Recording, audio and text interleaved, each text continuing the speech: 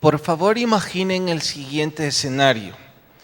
Son las 6 de la tarde de un viernes de pago, es quincena. No estamos aquí sino que en el centro de San Salvador, frente al Palacio Nacional, en esa zona. El tráfico es pesado, casi insufrible, pero así hemos vivido en esta ciudad en las últimas décadas. De pronto, mientras usted está conduciendo su coche, 2 transformadores del alumbrado se queman, la ciudad se queda sin energía y los semáforos no trabajan. Por favor, en sus palabras, describan qué es lo que sucede ahí en el centro de San Salvador. En serio, alguien levante la mano y descríbanlo en sus palabras. Muchos hablaron, ahora nadie. Sí. ¿Perdón? Una catástrofe. Bueno, ¿sí? Un caos completo. ¿Más? Tan escuetas las descripciones, piensen que están oyendo extranjeros y que ustedes quieren explicarles lo que pasaría. ¿Sí? Desorden en el tráfico. ¿Más nadie? Ladrones aprovechándose. Will. Oscuridad. ¿Sí? ¿Perdone? Zozobra completa. Bueno, si yo fuera extranjero, confieso en decirles que todavía no me han provocado pánico con la descripción que han dado. Creo que han sido demasiado escuetos y que es mucho más grave. Cierto que la palabra catástrofe o caos resumiría todo, pero debimos ser un poco más explícitos. Sabemos que aún con energía es un caos. Entonces, sin ella, Bueno, ahora voy a proponer un escenario distinto y también imagínense que ustedes son parte de eso. Es un partido de fútbol y es la final del campeonato. Debido a los errores arbitrales de las últimas jornadas, el comité organizador y disciplinario ha decidido que en la final del campeonato no habrán árbitros y que el partido se llevará a cabo sin reglas. Adelante, describan qué va a pasar ahí. Batalla campal. ¿Más nada? ¿Perdón? ¿Peleas? ¿Qué? ¿Carlos? ¿Confusión? ¿Muchos para el hospital? ¿Habrá muertes? De hecho, las hay, aún con árbitros, muchas veces. ¿Usted es de la Alianza? Entonces era una acusación a los seguidores. Bueno. Bien, ¿por qué estoy empujándoles a imaginar estos escenarios?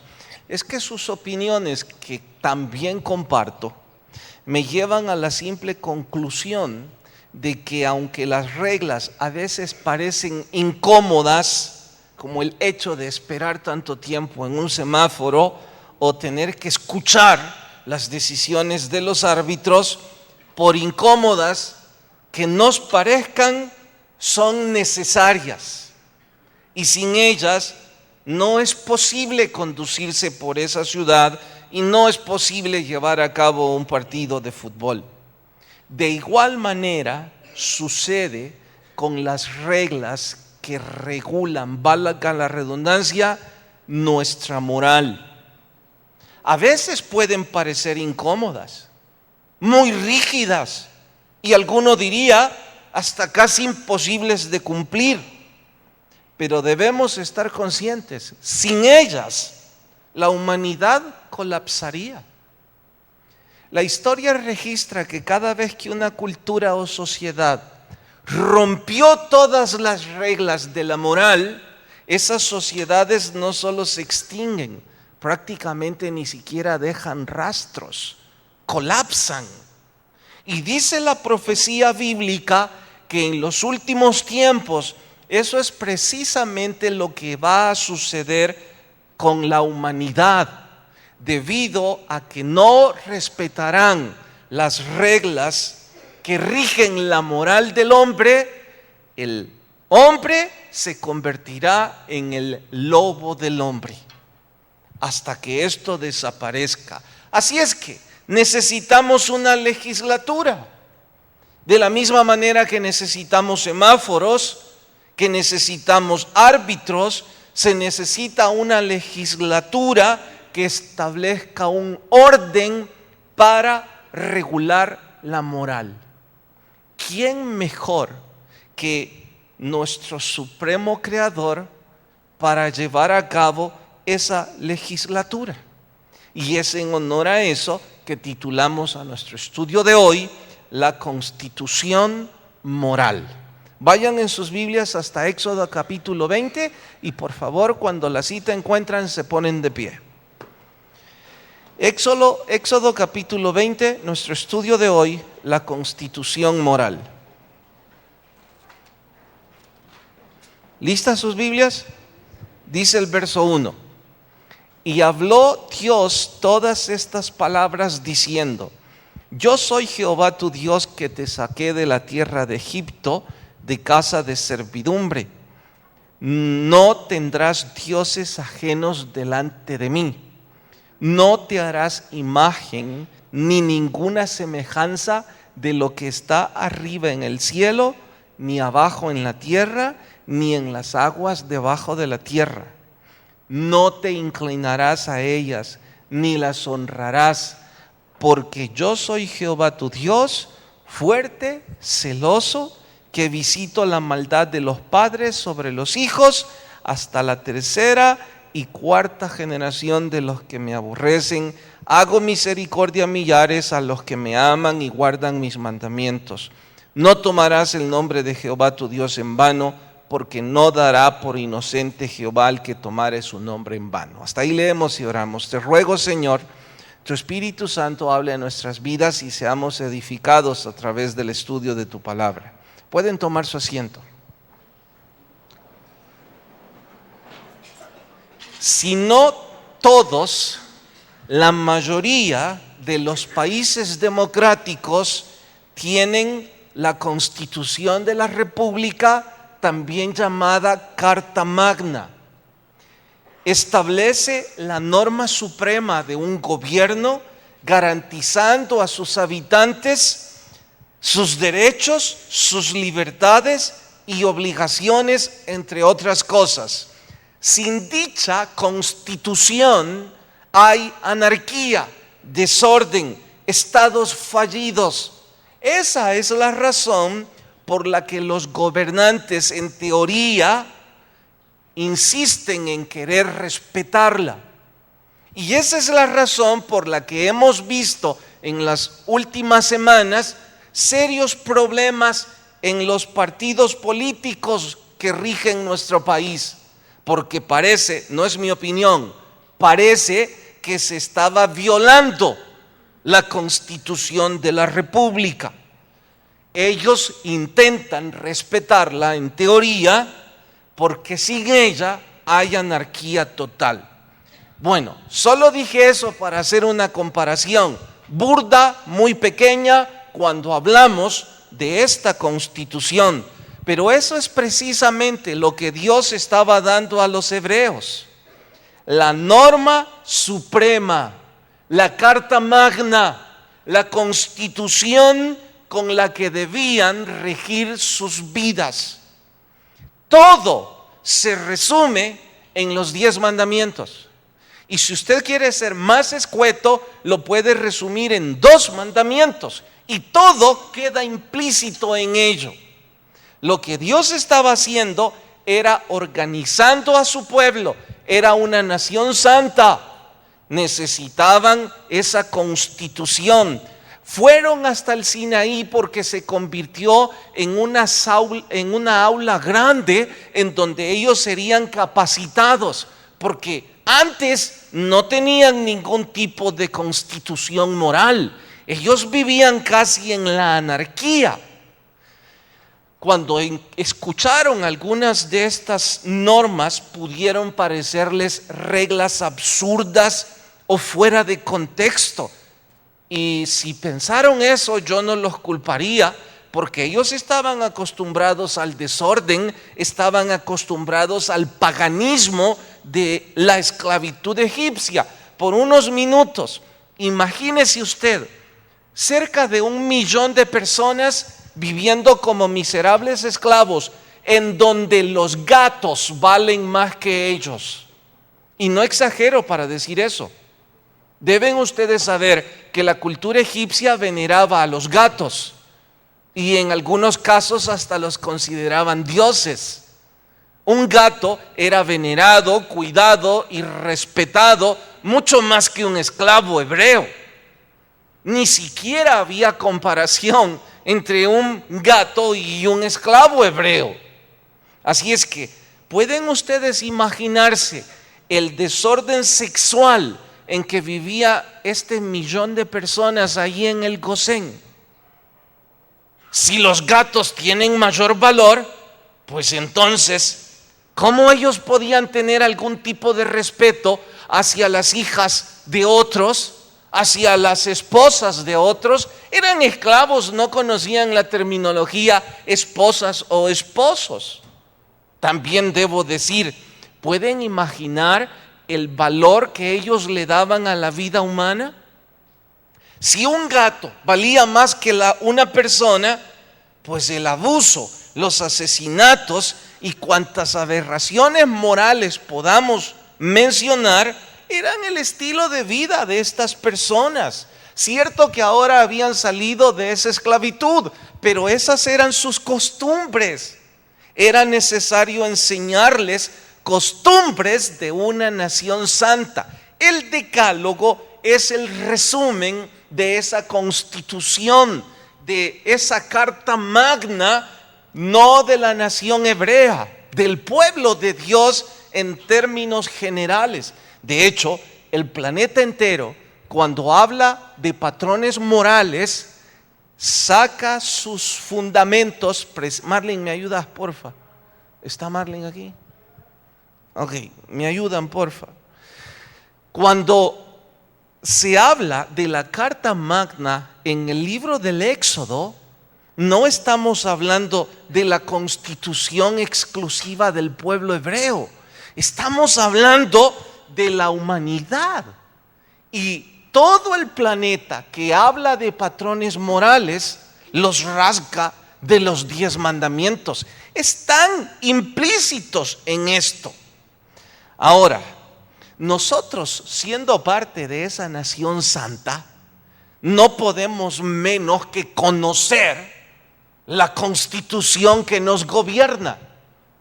Es probable que algunos de ustedes en alguno de los puntos digan: es difícil cumplirla, no está a mi alcance, no la conozco porque durante mucho tiempo vivimos en anarquía, vivimos en paganismo. Pero ahora que somos parte de la nación santa, debemos conocer los 10 mandamientos. Desafío y algo que debe quedar en sus estudios personales, no para este momento, pero sí para su estudio personal. Los 10 mandamientos es algo que debemos escribir y memorizar. Es inadmisible que como cristianos, parte de esa nación santa, no conozcamos de memoria los 10 mandamientos. No me diga: no los conozco de memoria, pero puedo interpretarlos, o si los escucho sé que esos son. Insisto, inadmisible que no conozcamos los 10 mandamientos de memoria. Hay que hacerlo como una tarea. Lo que haremos esta noche es correr viendo cada uno de ellos. Y digo correr porque habrán algunos en donde no necesitan explicación extra y podemos aventajar en cuanto a tiempo. El primero de ellos dice: no tendrás dioses ajenos delante de mí. Este mandato implicaba la existencia de un solo Dios, de una cultura monoteísta, un solo gobierno y la sumisión del pueblo al gobierno de ese Dios. Para usted y para mí, esto es casi como decir, es lo menos que podemos hacer. Saltemos al mandamiento número 2. Cierto, pero momento. Para ellos, esto fue difícil de cumplir. Es que ellos venían de un cautiverio de casi 400 años en donde adoraban muchas divinidades. Seguro algunos de ellos nunca oyeron hablar del Dios Todopoderoso, pero sí de una cantidad grande y aberrante de dioses egipcios. Y de pronto dicen, todo eso no son divinidades, hay un solo Dios. No fue fácil para ellos en primera instancia. La historia registra que fue precisamente el afecto de esta nación hacia el politeísmo lo que los llevó en repetidas ocasiones al cautiverio. Es que estaban siempre corriendo hacia muchas divinidades. Y sé que se van a preguntar, ¿y qué puede ser la razón para que una nación insista en caer en politeísmo? ¿Por qué quieren hacer eso? Es fácil, es que ellos creaban sus propios dioses de modo que estos aplaudieran y aprobaran el desenfreno moral, el abuso sobre los débiles y el placer sin freno. Si alguien se convierte en hacedor de dioses y estos dioses aplauden lo que a mí me viene en gana, pues son dioses magníficos. Por eso es que ellos iban tras estas pseudodeidades. Sé que habrán oído sobre Venus, Artemisa, Astarot y cualesquiera otros nombres. De cultura en cultura, esta pseudo divinidad tuvo una posición privilegiada y fueron miles de años que este culto sigue aún hoy día, ganando mucho terreno.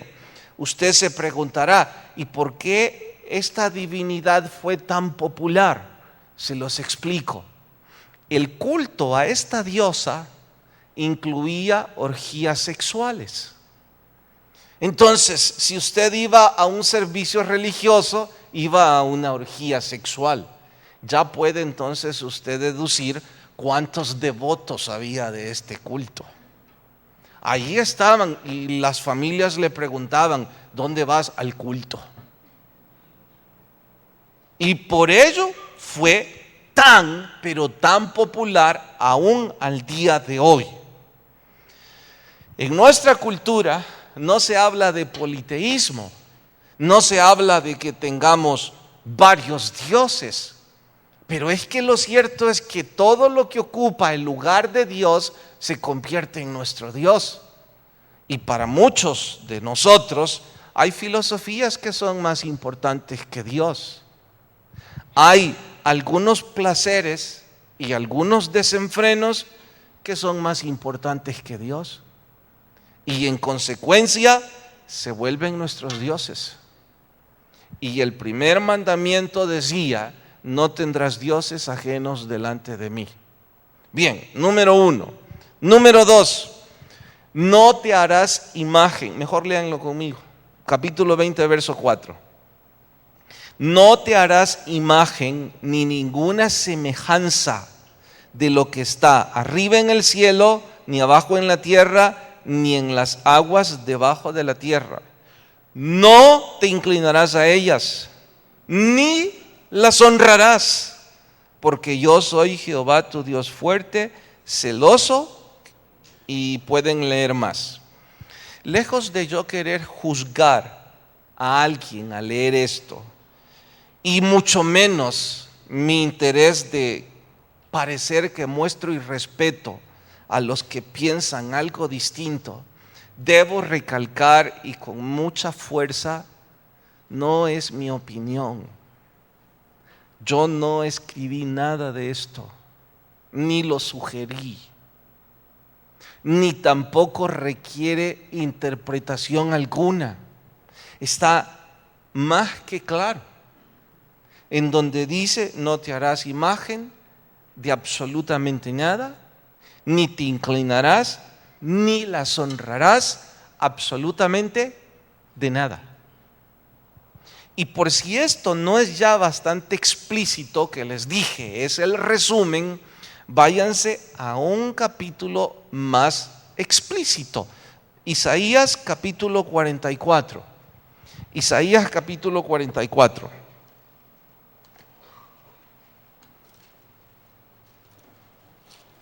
Isaías, Jeremías, por ahí anda.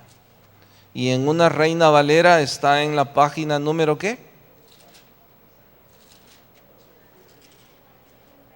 934, gracias. ¿Listos todos? Ok, Isaías capítulo 44, vamos hasta el verso 9. Dice, por favor deben leerlo, en voz baja, pero léanlo. No es mi opinión, no estoy interpretando nada. Los formadores de imágenes de talla, todos ellos son vanidad, y lo más precioso de ellos para nada es útil. Ellos mismos son testigos para su confusión de que los ídolos no ven ni entienden. ¿Quién formó un dios o quién fundió una imagen que para nada es de provecho? He aquí que todos los suyos serán avergonzados, porque los artífices mismos son hombres. Todos ellos se juntarán, se presentarán, se asombrarán y serán avergonzados a una. Está hablando de profecía. El herrero toma la tenaza, trabaja en las ascuas, le da forma a los martillos. Las ascuas son especies de hornos en este caso, y trabaja en ello con la fuerza de su brazo. Luego tiene hambre y le faltan las fuerzas, no bebe y se desmaya. El carpintero tiende la regla, lo señala con almagre, lo labra con los cepillos, le da figura con el compás, lo hace en forma de varón, a semejanza de hombre hermoso, para tenerlo en casa. Corta cedros, toma ciprés y encina, que crece entre los árboles del bosque. Planta pino, que se críe con la lluvia. De él se sirve luego el hombre para quemar, y toma de ellos para calentarse. Enciende también el horno y cuece panes, además un dios, y lo adora. Fabrica un ídolo y se arrodilla delante de él. Parte del leño quema en el fuego, con parte de él come carne para preparar un asado y se sacia. Después se calienta y dice: oh, me he calentado, he visto el fuego. Y hace del sobrante un dios, un ídolo suyo. Se postra delante de él, lo adora y le ruega diciendo: líbrame, porque mi Dios eres tú. No saben ni entienden, porque cerrados están sus ojos para no ver y su corazón para entender. No discurre para consigo, no tiene sentido ni entendimiento para decir: parte de esto quemé en el fuego, y sobre sus brasas cocí pan, asé carne y la comí. ¿Haré del resto de él una abominación? ¿Me postraré delante de un tronco de árbol? De ceniza se alimenta, su corazón engañado lo desvía, para que no libre su alma ni diga: no es pura mentira lo que tengo en mi mano derecha. No escribí nada de esto, está ahí. Nomás ustedes y yo debemos leerlo, cotejarlo. Y por cierto, si alguna vez usted quiere utilizarlo para hablarle de Cristo a alguien, recuerde que hablar con amor y con humildad no está cercado a creerme que sé más y que estoy por encima de otros. Lamentablemente muchas personas hacen eco de capítulos como este para herir las creencias de otras personas. Y no fue la intención de Dios dejar esto escrito para lastimar a las personas. Entonces, si uno de estos días usted lo usa, pídale al Señor amor y sabiduría en cómo usar estas cosas. Y nunca para lastimar. Pero esto es un mandamiento, pastor, no tiene que darle vuelta. Yo no dije que deja de ser un mandamiento y que no debamos leerlo y que no debamos publicarlo. Por supuesto que sí. Nomás dije que el amor y el respeto pueden hacer que las personas reconozcan a Jesús y vean la verdad de Cristo. Bien, verso 3, tercer mandamiento. No, regresen a Éxodo capítulo 20. Dice, no tomarás el nombre de Dios en vano. Esto es mostrar irreverencia a Dios. Usar el nombre de Dios en vano son cosas como jurar en el nombre de Dios, diciendo, te lo juro por Dios. Eso es tomar el nombre de Dios en vano. Otro buen ejemplo es la frase, Dios mío. Y no solo para exclamación, algunos la ocupan hasta para actos inmorales y vulgares. Los amanuenses antiguos, los que escribían la historia bíblica y la historia sagrada, reverenciaban tanto el nombre de Dios que cuando escribían la palabra Dios cambiaban pluma en una muestra de respeto a Dios. No puede ser entonces que nosotros no reverenciemos a Dios. De hecho, a mí me incomoda, me sorprende y me exhorto a mí mismo cuando estoy en medio de un grupo que dice chistes en donde incluye a Dios o ocupa nombres para referirse a Dios que no sean Dios. Todo eso es un irrespeto. Nosotros debemos reverenciar todo lo que tiene que ver de nuestro Dios, mostrar la más grande reverencia. Aún en la liturgia se deja entrever el irrespeto que algunos mostramos. Usted dirá, ¿cuál irrespeto o irreverencia en la liturgia? Liturgia es un culto. Este es un tiempo que venimos a dedicarle a Dios. Hay algunos, y casi siempre jovencitos, pero si los hay adultos, haciendo bromas en un culto, murmurando entre ellos, diciéndose secretos, pasándose notas. Diría yo, se comprende en niños. Son cosas de infantes, pero nosotros los adultos, entrar tarde a un culto con conocimiento y causa. Yo no hablo de aquellos de ustedes que vinieron tarde por motivos laborales. Estoy seguro que incluso venían corriendo porque no querían perderse nada del culto. Por favor, no es hacia ustedes. Hablo de los que se quedan en los pasillos. Hablo de los que ocupan el tiempo de Dios para lo que fuera. Y entrar tarde es no reverenciar. Algunos incluso se inventan servicio. Estoy sirviendo para no reverenciar, para no cantar al Señor, para no adorarlo. Me pregunto si entre los servidores habrá alguno de ustedes que tiene meses o años de no cantar. Es no mostrar reverencia, es no mostrar respeto a ese tiempo. Y cosas como esas. También agrego el hecho de que bastante malo es mentir, pero mucho peor es mentir ocupando como cortina de humo cosas sagradas. ¿Qué necesidad hay que involucremos a Dios en nuestras cosas? Es no mostrar respeto.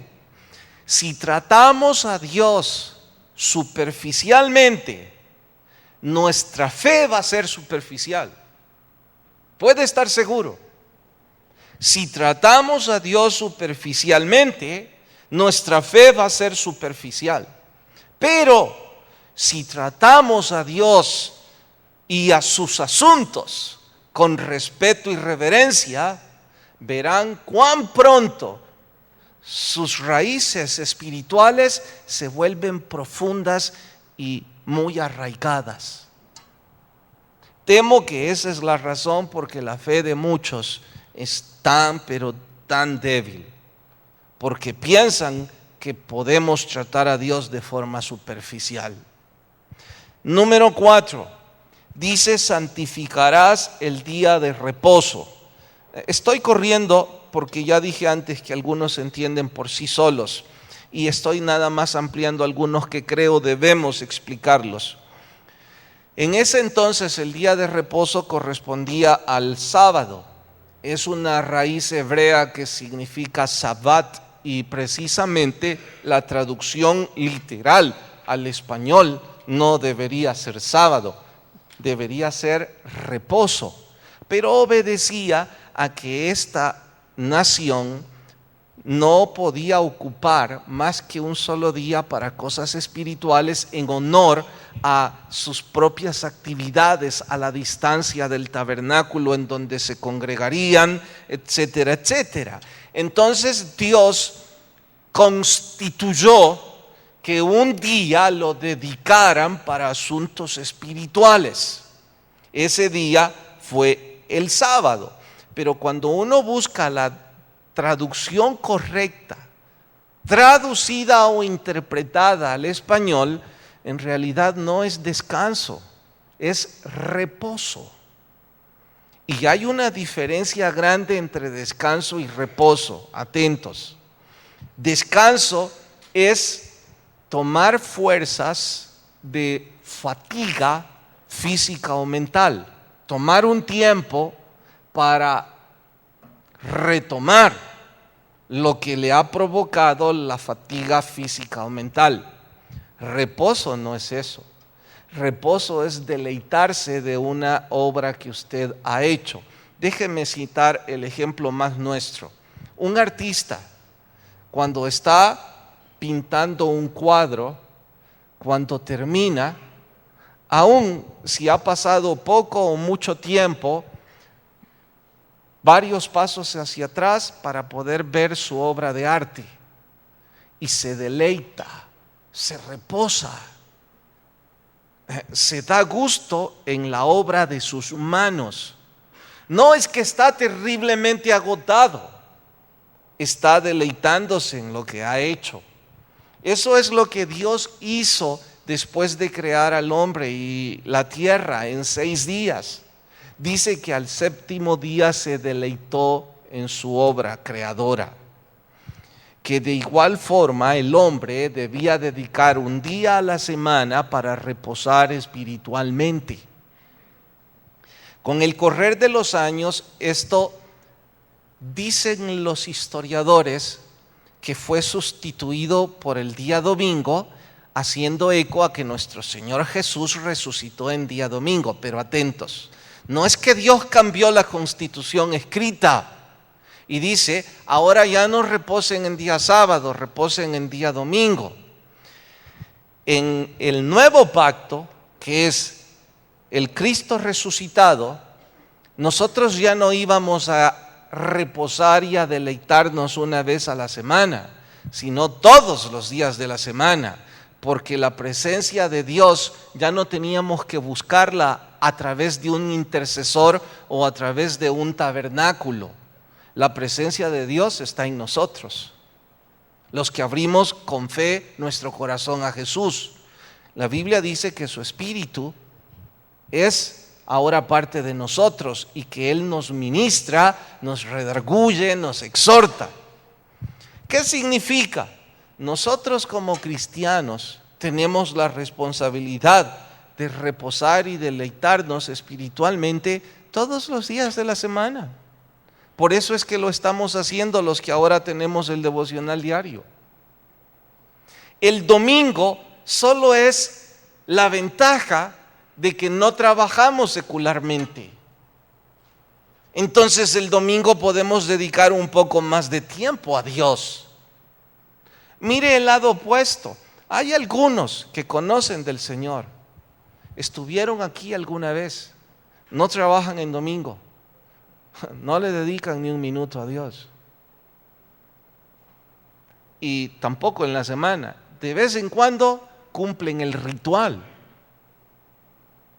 Y no sé qué es lo que llenan en su vida, porque es obvio que no están guardando ningún reposo espiritual en sus vidas. Lo que Dios estaba diciendo a esta nación y a nosotros es que nosotros debíamos tener tiempo de calidad para una relación espiritual. Número 5, verso 12. Dice, honra a padre y madre. Dios no nos pide que nosotros amemos entrañablemente a aquellos de nuestros progenitores que nunca adoptaron el papel de padres. Sé que alguien puede estar pensando, mire, ahora lo que dice el predicador, que yo debo amar a mi papá o a mi mamá cuando ni siquiera lo conocí. Ahora que tengo 40 años, si aparece y me viene a pedir dinero y quieren que lo ame. Dios no está pidiendo eso en este mandamiento. Dios no dijo, ama a papá y a mamá. Dijo, honra a padre y madre. ¿Cuál es la diferencia? Entre honrar y amar hay un abismo. ¿Usted honra a las autoridades de este país? Sí, las honra porque las obedecemos. ¿Y por qué las obedece? Porque andan armados. O por cualquier otra causa, por eso los respetamos. Y entre más grande es el fusil que lleva, más honra. Aunque parezca broma. El otro día yo saludé a alguien y le dije, señor oficial. Y él me dijo, ¿y de dónde saca que soy oficial? Yo no sé, le dije, pero su arma es bien grande, entonces parece un señor oficial. Estábamos riéndonos los dos, pero es cierto. Por eso se le honra. No significa que yo le tengo un cariño especial a ese policía porque anda esa arma bien grande y porque usaba un chaleco contra balas y era de esos de la Humo, creo. Y el hecho de que yo le respete y le honre no significa que le tenga algún sentimiento. Solo merece mi respeto, mi honra, porque es autoridad. Eso es lo que Dios está diciendo, que nosotros debemos respetar a nuestros padres, debemos honrarles. Todos los que no mostramos ningún respeto, todos los hijos que les gritamos a nuestros papás, deberíamos poner nuestras barbas en remojo. Es violentar la Constitución sagrada. Todos los que no les mostramos ningún tipo de respeto, este es un pecado. Número 6, capítulo 20, verso 13. No matarás. En no matarás incluya todo lo que tiene que ver con muerte, homicidio, parricidio, suicidio, eutanasia, aborto, lo que usted quiera. Dice, no matarás. Pienso que como cristianos eso no nos cuesta trabajo entenderlo. Pero ahora voy al número 7 y, bueno, mejor hasta el 7 hago una retroalimentación. Verso 14 dice, no cometerás adulterio. Bueno, cuando hablamos de adulterio incluye cualquier aberración sexual. Aquí va fornicación, aquí homosexualismo, aquí incesto y todo lo que tenga que ver con problemas sexuales. Sé que alguno me va a decir, oiga pastor, pero ahí no dice eso, aquí solo dice adulterio. Y adulterio es sexo con personas casadas. Así que los solteros estamos de fiesta. No dice aquí no fornicarás. Les dije antes que esto era el resumen de la Carta Magna. Más adelante Moisés va a darles de forma específica todas las regulaciones al respecto.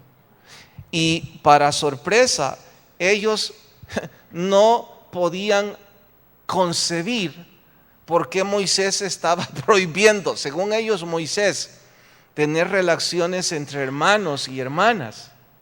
Según ellos eso era parte de la vida diaria, igual que los animales.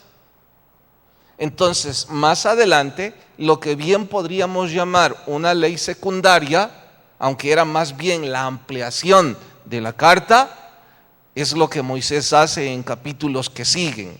Pero ahí podemos incluir cualesquiera. Número 8, no hurtarás, es no robar. Número 9, no al falso testimonio. Y número 10, no codiciarás. Por cuestión tiempo, en casa retroalimentan y escriban los 10 y así es más fácil memorizarlos. No pongan toda la explicación porque entonces será muy difícil, sino que tan fácil como no codiciar, no levantar falso testimonio, no hurtar, no cometer adulterio, estoy yendo de atrás para adelante, no matarás, honrarás a padre y madre, y verá cuán fácil se vuelve memorizarlos. Les pregunto, ¿estos mandamientos es difícil cumplirlos? ¿Alguno de ellos les ha parecido casi imposible cumplirlo? ¿Hay alguno que les parezca, ay, esto sí está difícil? ¿En serio? ¿Habrá alguno? ¿Todos son fáciles de cumplir? A ver, Carlos, estás sonriendo. ¿Te parece alguno difícil? ¿Cuál de ellos te parece difícil? Adulterio.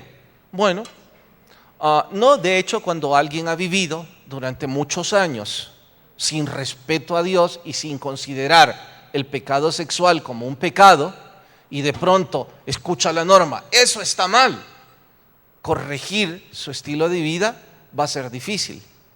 Ahora, ¿saben por qué muchos de ustedes sonrieron?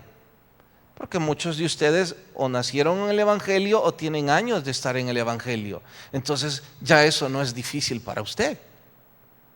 Pero para los que han estado en la esclavitud, usted le dice eso y súmele, lamentablemente, y no es ningún tipo de justificación, lamentablemente el machismo necio de nuestro país hace que muchos crean que pueden tener 2 hogares y de pronto escuchan este mandamiento, no cometerás adulterio. Lo primero que se pregunta, ¿y a cuál dejo? Y empieza otra serie de complicaciones sentimentales, psicológicas. No es fácil, razón tenías. Ahora, la mayoría de ustedes dijo que nada de esto es fácil porque desde hace rato salimos de la esclavitud. Y por eso parece que esto ya no es tan complejo. Y estoy de acuerdo con ustedes. Y como ya no es complejo, no es sabio que los violentemos. ¿Y cómo vamos a luchar por no violentarlos si ni siquiera lo sabemos de memoria? Yo no supe que ese era un mandamiento. Bueno, ahora lo sabe. Puedo asegurarles que una buena cantidad de ustedes jamás consideró el chisme como un grave pecado. Y aquí está. Y está a la par de adulterio. Y sé que algunos que hace muchos años practicaron eso, están ahora pensando, ¿de veras? Bueno, pero no lo sabían. Al menos tienen la excusa de decir, no, mire, yo pequé de esa manera por ignorancia. Y las consecuencias del pecado por ignorancia son menos severas del pecado por rebelión. Pero consecuencias al fin. El problema es que ya ninguno de ustedes es ignorante. Lo han leído y debemos memorizarlos. Finalmente, la ley en su totalidad es solidaria. ¿Qué significa eso? Quebrantar uno de los mandamientos rompe el pacto completo. ¿De qué está hablando? Si usted rompe, no codiciarás, y rompimos el pacto. Dios dijo que iba a ser solidaria. Y sé que las consecuencias son distintas. Por ejemplo, ya que hablamos de adulterio, las consecuencias del adulterio son menos graves que las consecuencias de la fornicación. Por supuesto que sí. Si dos solteros están teniendo sexo de forma libre, las consecuencias pueden ser quizá una enfermedad venérea, quizá una reputación horrenda, especialmente en la chica, quizá problemas psicológicos que les van a arruinar la vida si es que se casan, quizá esterilidad, porque debido a tantos anticonceptivos y cosas parecidas para no concebir, se está arruinando su cuerpo. Cosas de esas, graves, pero es mucho más grave arruinarle la vida a una familia completa, que es lo que el adulterio provoca. Dije que las consecuencias son distintas, pero pecado es pecado. Porque alguien pudo decir, pero mire, el chisme no pudo ser tan grave. Pecado es pecado y al final de cuentas sí es grave. Porque también puede arruinarle la vida a una familia. Al final de cuentas, esto es solidario en cualesquiera de sus cláusulas. Entonces, usted y yo las debemos memorizar para luchar, para no violentarlas. Segundo, humanamente hablando, hasta donde yo concibo la historia escrita y la que he visto, humanamente hablando, nadie ha cumplido a la totalidad de esto, ni puede. Algunos estarán diciendo, ya ve, por eso es que yo estoy en eso. Permítame que termine. Humanamente hablando, nadie puede cumplirlo. Por eso es que aparece la tercera y última parte importante de esta Constitución. Necesitamos del Señor para poder cumplirlo. Sí, ¿qué tiene que ver todo esto? Mire, Dios hizo varios pactos con el hombre, pero el hombre siempre los violentaba. Así es que el último, que también es llamado el nuevo pacto, del cual nosotros somos parte, Dios ya no hizo trato con los hombres, porque si no, arruinaban todo de nuevo. Dios hizo un pacto con su Hijo. ¿Cuál fue el pacto, el trato? Bueno, yo salvo y bendigo a esa humanidad y tú mueres por ellos. El Dios Hijo dice, hecho. Pero aparece el Dios Espíritu Santo y dice, momento, porque si lo dejamos aquí, esa plática no sucedió, estoy ahora recreándola para explicarlo mejor. El Dios Espíritu Santo aparece y dice, momento, si el Dios Padre hace esto y el Dios Hijo hace esto, esos van a seguir en ese desenfreno total. Exactamente igual que los 10 mandamientos, se los estaban escribiendo y ellos ya estaban en tremenda parranda. Algo como esto, que salimos del culto aquí algunos y vamos a la parranda. Entonces el Dios Espíritu Santo dice, momento, incluyamos en el pacto que ahora yo entro en sus corazones y pongo en ellos el deseo de respetar el pacto. Cuando alguien recibe a Jesús de todo corazón, entonces tiene el deseo de honrar esto. Y es la razón por la que a mí me avergüenza hurtar, es la razón por la que me avergüenza cometer adulterio, es la razón por la que me avergüenza decir un chisme o levantar falso testimonio, es la razón por la que me avergüenza esto. ¿Por qué? Porque soy bueno o tengo un patrón moral muy por encima de otros, en lo absoluto. En realidad, algunos de estos pecados los disfruto y los deseo. ¿Desde cuándo ese deseo se vuelve repugnante en mi vida? Desde que el Espíritu Santo está en mi corazón redarguyendo y exhortándome en decir: usted no puede hacer eso. Usted tiene que cambiar su estilo de vida. Usted tiene que honrar a su pareja. Usted tiene que cerrar sus labios. Usted tiene que olvidar las pertenencias de otros para no codiciarlas. Usted no puede enfrascarse en un pleito que terminará en muerte.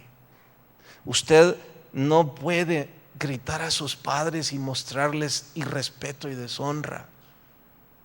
El único que grita eso con fuerza y autoridad en nuestro corazón es la presencia del Espíritu Santo. De ahí que no tener a Jesús en nuestro corazón es el error más grave que un hombre o una mujer pueden cometer. Esta ley no tenía que hacer nada el hombre excepto aceptarla.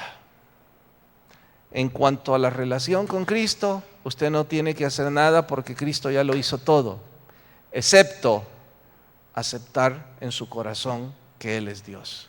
Y eso es decisión suya. Vamos a orar. Señor, gracias por tu palabra y lo que ésta nos ministra. Perdóname por ser el primero en violentar los mandamientos, aun cuando no parezca difícil cumplirlos. Perdóname por las veces que he hecho caso omiso de mi responsabilidad, y aquellos que como yo nos has gritado fuerte, gracias por ministrarnos. Gracias por poner en mi mente ahora la necesidad de aprender estos mandamientos para luchar por cumplirlos. Ahora no puedo apelar que yo no sabía esto. Ahora sé que es tu voluntad y puedo escribir en la carta magna de mi corazón tu voluntad. Señor, despierta por favor en la iglesia, en cada uno de nosotros, el deseo de escribir los 10 mandamientos en esa libreta y el deseo de practicarlos. Muchas gracias. Y si alguien está sin Jesús, Señor, toca su corazón fuerte. Mientras oran, rostros inclinados y ojos cerrados. No importa si ha estado aquí 1 o 10 veces, importa que usted y yo necesitamos a Jesús. Y tampoco me diga: mire, es que yo no he podido o no he cumplido algunos de esos mandatos. Me da pena, pero lo cierto es que estoy igual que yo. Por eso es que necesitamos a Jesús. Venga a Cristo. Permita que Él ministre en su vida. Y si alguien dice: quiero hacerlo, donde está, levante su mano en señal de recibir a Jesús y déjeme orar por usted. La baja de inmediato. Nadie le va a traer al frente, ni le van a aplaudir, ni nada que se parezca. ¿Habrá alguien que dice: sí, quiero recibir a Jesús y me deja orar con usted? ¿Alguien esta noche? Gracias, Señor, si somos salvos todos, y si hubo alguien que no, por favor, dele una nueva oportunidad. Despídanos en su paz, en su nombre lo rogamos. Amén y amén. Perdonen que me he pasado 5 minutos, que la paz de Dios vaya con cada uno y Dios nos bendiga a todos.